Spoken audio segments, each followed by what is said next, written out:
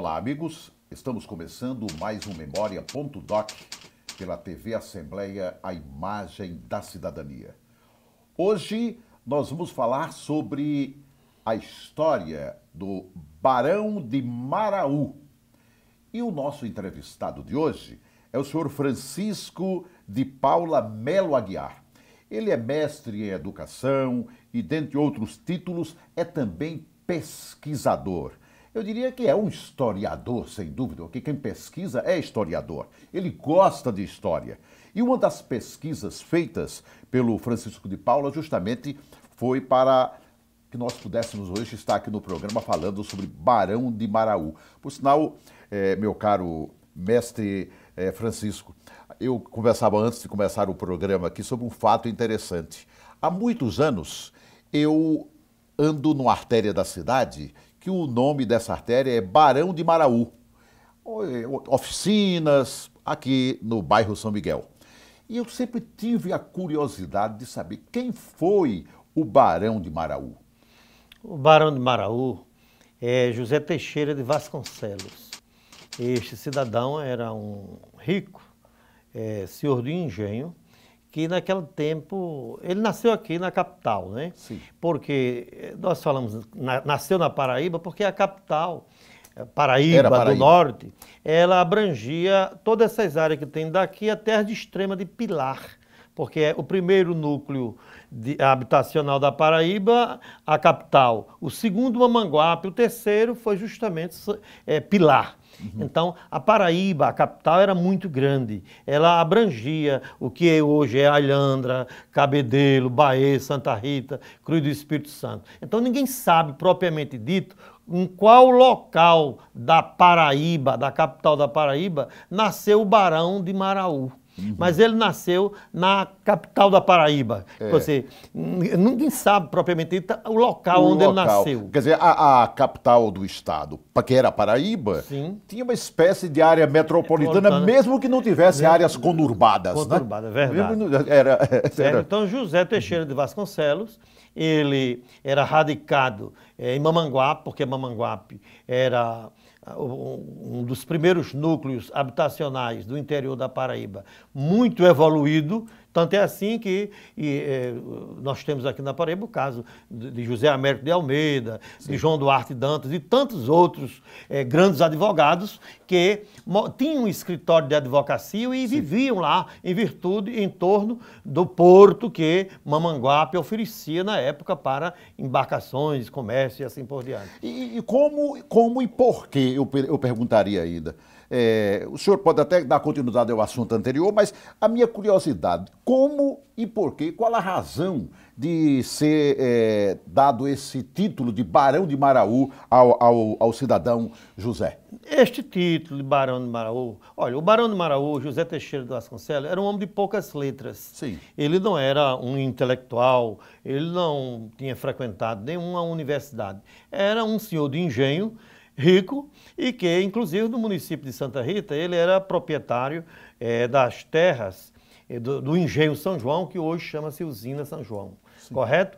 E esse título de Barão de Maraú, o José Teixeira de Vasconcelos recebeu das mãos do imperador Pedro II, em 1859, quando a Sua Majestade visitara a província da Paraíba, certo? E esses títulos também não eram dados, esses títulos eram comprados. Era, sim, senhor. Isso tem uma tabela oficial pela coroa de quem é que podia receber o título de barão. Isso era honroso, né? Honroso, sim. Era muita honra para uma família que tinha dinheiro, sim, ter um barão. Sim. Aí pagava. Pagava, sim. Que engraçado, normalmente, né? Correto?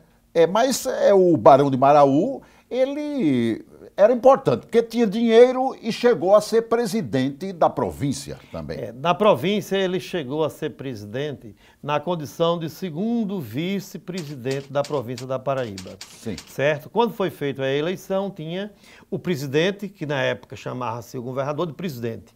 O primeiro e ele era o segundo. Na relação do segundo, ele assumiu o governo da Paraíba, sim, justamente em 1867. Sim. De abril de 1867 a novembro de 1867, correto? Sim. E quando ele recebeu este governo da Paraíba, ele fez um relatório, certo?